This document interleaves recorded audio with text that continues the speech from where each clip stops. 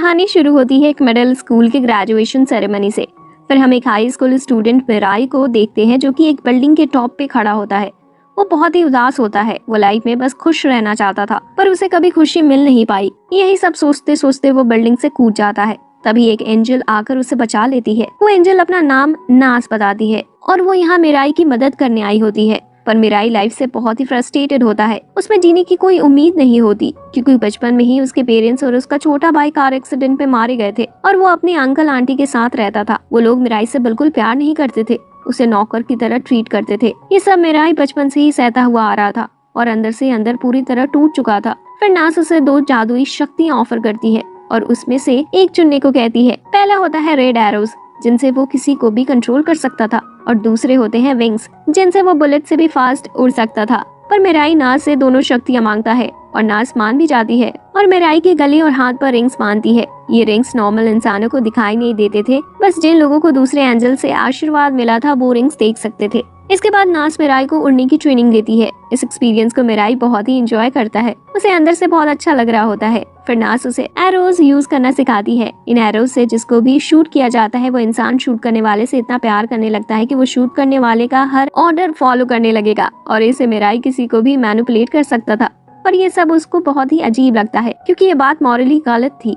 पर नास उसे समझाती कि शैतान तो इंसान के मन में होता है। जैसे तुम्हारे अंकल आंटी ने तुम्हारे पेरेंट्स को मारने की साजिश की थी और वो एक एक्सीडेंट नहीं मर्डर था। ये सब सुन के मिराई को बहुत दुख पहुंचता है। तब नास उसकी अपनी आंट पे एरो यूज करने की एडवाइस देती है और मिराई ऐसा ही करता है। वो अपनी आंट को रेड एरो से शूट करता है।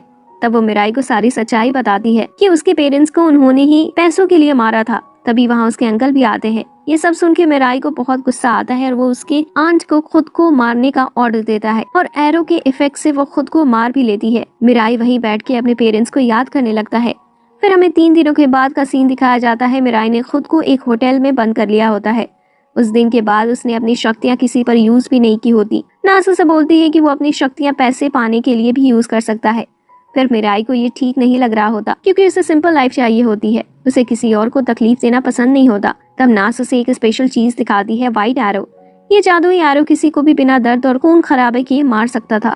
नास मिराई को एक राज भी बताती है कि मिराई को और 12 लोगों को भगवान के सिंहासन का वारिस चुना गया है और इन सभी लोगों में से जो आखिर तक बचेगा उसे भगवान की सारी शक्तियाँ दे दी जाएंगी। असल में इस दुनिया के भगवान कमजोर हो रहे होते हैं, तो उन्होंने 13 एंजल्स को बुला के आदेश दिया होता है कि वो 13 इंसानों को चुने और उन्हें गाइड करके उनके बीच कंपटीशन करवाए। इन सब चुने गए इंसानों का नाम गॉड कैंडिडेट्स होता है। ये सब सुनकर मिराई नर्वस हो जाता है और गॉड कैंडिडेट बनने से इनकार कर देता है। नास उसे बताती है कि अगर वो गॉड कैंडिडेट बनेगा तो उसे अनलिमिटेड एरोज और बाकी शक्तियां भी मिल जाएंगी। ये सुनकर मिराई गॉड कैंडिडेट बनने के लिए तैयार हो जाता है क्योंकि उसे उन शक्तियों की जरूरत थी ताकि वो अपने अंकल को पुलिस के हवाले कर सके। फिर मिराई टीवी ऑन करता है तो वहाँ एक आदमी का इंटरव्यू चल रहा होता है और वहाँ एक दूसरी एंजल भी होती है। तो मिराई समझ जाता है कि वो आदमी भी गॉड कैंडिडेट है और उसने सारे इंटरव्यूअर्स पे रेड एरो यूज कर रखा होता है। तो मिराई नास से इन एरोज से बचने का तरीका पूछता है। तब नास बताती है कि मिराई के जो विंग्स हैं उनसे वो एरोज से ज्यादा स्पीड से उड़ सकता है और इन रेड एरोज का इफेक्ट 33 दिन तक होता है। इसके बाद विक्टिम नॉर्मल हो जाता है और एक इंसान पे एरो बस एक बार ही यूज कर सकते हैं।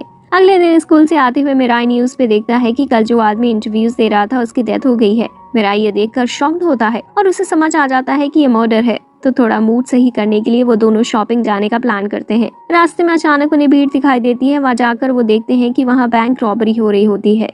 पुलिस सिचुएशन को कंट्रोल करने की कोशिश कर रहे होते हैं। अचानक वहाँ एक सुपर हीरो सूट पहनता हुआ आदमी उड़ते हुए आता है। वो भी एक गॉड कैंडिडेट ही होता है।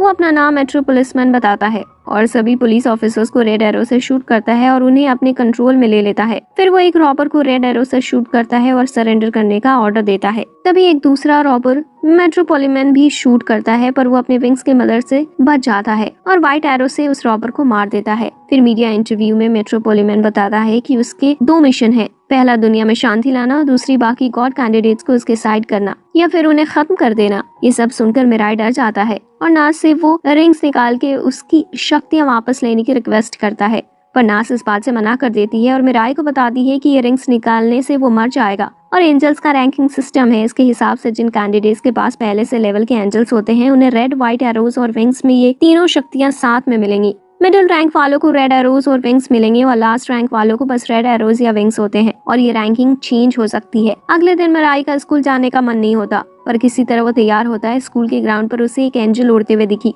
उसने लंबी सांस ली और बाकी स्टूडेंट्स के साथ जाने लगा ताकि वो एंजल उसे देख ना ले, पर वो पकड़ा जाता है और वो एंजल मिराई को बताता है कि एक और गॉड कैंडिडेट है जो तुम्हारे पीछे खड़ा है। मिराई जब पलट के देखता है तो वो वहाँ उसके ही क्लासमेट साकी, जो उसकी क्रश होती है, वो खड़ी थी। इससे पहले कि मिराई कुछ बोल पाता, साकी उस पर रेड एरो चला देती है। इससे मिराई साकी के कंट्रोल में आ जाते हैं और वो साकी को अपने दिल की बात भी कह देता है। फिर साकी उसे अपने घर पे जाकर उसका वेट करने का ऑर्डर देती है। मिराई वैसा भी करता है। स्कूल के बाद साकी घर आती है, तब वो मिराई के एंजल को अपने एंजल से मिलवाती है। असल में मिराई का एंजल साकी के एंजल से ज्यादा रैंक का होता है। तभी साकी को नोटिफिकेशन आता है कि मेट्रोपोलिटन फिर से टीवी पर इंटरव्यू दे रहा होता है। साकी का एंजल रिवल मिराई को साकी के प्रोटेक्शन के लिए मेट्रोपोलिटन पे अटैक करने का कहता है। तब नास ये सब रुकवाती है और सुझाव देती है कि साकी और मिराई के साथ में मेट्रोपोलिटन से लड़ सकते थे। फिर हमें मेट्रोपोलिटन दिखाया जाता है। वो एक क्रिमिनल को पकड़ के पुलिसमैन को सौंप देता है। वो घर जाकर बहुत गुस्सा होता है कि कोई भी गॉड कैंडिडेट अब तक उसे चुनौती देने नहीं आया। उसकी एंजल उसे बताती है कि बाकी कैंडिडेट्स उसे डरते हैं और वो बाकी कैंडिडेट्स को ढूंढने का प्लान बनाने लगते हैं। यहाँ दूसरी तरफ मिराई के ऊपर का रेड एरो का असर खत्म हो जाता है और वो फाइनली आजाद होता है। फिर भी वो साकी के साथ रहने का डिसाइड करता है ताकि वो मिलकर मेट्रोपोलिटन को हरा सके। उसके बाद मेट्रोपोलिटन एक और प्रेस कॉन्फ्रेंस में ये अनाउंस करता है कि बाकी 11 कैंडिडेट्स उसे मिलने स्टेडियम आए और जिन कैंडिडेट को आइडेंटिटी रिवील नहीं करनी वो नॉर्मल लोगों में मिक्स होकर आए। 2 दिन बाद सब स्टेडियम पहुंच जाते हैं। मिराई और साकी कॉमन लोगों के साथ ही बैठते हैं। वहाँ उन्हें कुछ एंजल्स उड़ते हुए भी दिखते हैं। साकी मिराई को उन्हें ना देखने की सलाह देती है। तभी वहाँ ग्राउंड के बीच में मेट्रोपोलिटन आता है और क्राउड से 2 कैंडिडेट्स अपने रूम में आते हैं। एक ने ब्लू और दूसरे ने येलो आर्मर पहना होता है। ब्लू मेट्रोपोलिटन पर रेड एरो से अटैक करता है, पर वो मेट्रोपोलिटन नहीं होता।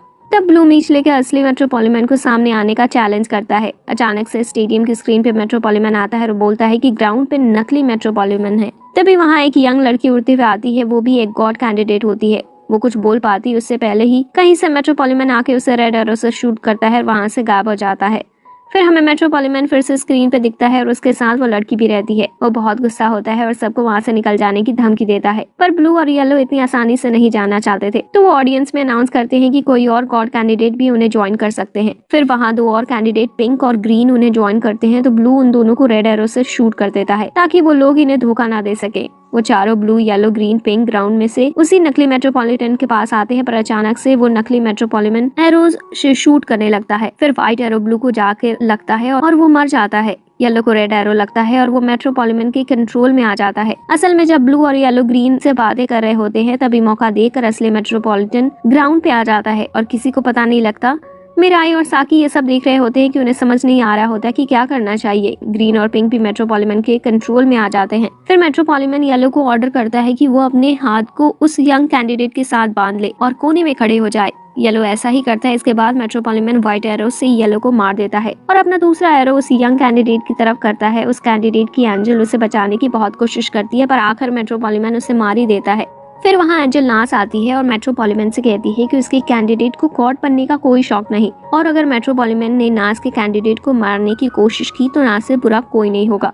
जाने से पहले नास मिराई और साकी को स्टेडियम से निकलने का सिग्नल देके जाती है। किसी तरह बचते बचाते मिराई और साकी घर पहुंचते हैं, पर मिराई अभी भी इस चीज को लेकर परेशान होता है कि साकी भी बोलती है कि वो मेट्रोपोलिटन को कभी माफ नहीं करेगी। कितनी बेरहमी से उसने उस छोटी बच्ची को मार दिया। फाइनली वो दोनों मेट्रोपोलिटन से लड़ने का फैसला करते हैं। साकी आइडिया देती है कि वो बचे हुए कैंडिडेट के साथ टीम बना सकते हैं। अचानक वहाँ एक आदमी बालकनी में आता है और खुद को गॉड कैंडिडेट बताता है, पर उन्हें इस पर भरोसा नहीं हो रहा होता। तो वो आदमी मिराई को उस पर रेड एरो शूट करने को बोलता है। इससे पहले मिराई शूट करता नास उसे रोक लेती है और उस आदमी को अंदर ले जाती है।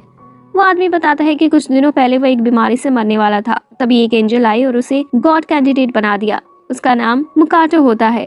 उसका गोल भी मेट्रोपोलिटन को गॉड बनने से रोकना होता है। उसने अपने रेड एरो से 14 डिटेक्टिव और साइकोलॉजिस्ट को कंट्रोल किया था और उन्हीं की मदद से उसने मिराई और साकी को खोज निकाला। मुकाटो को एक और गॉड कैंडिडेट की भी इंफॉर्मेशन थी। वो एक छोटा बच्चा था और वो उन्हें बताता है कि साथ मिलकर वो कैंडिडेट्स को भी ढूंढ लेंगे।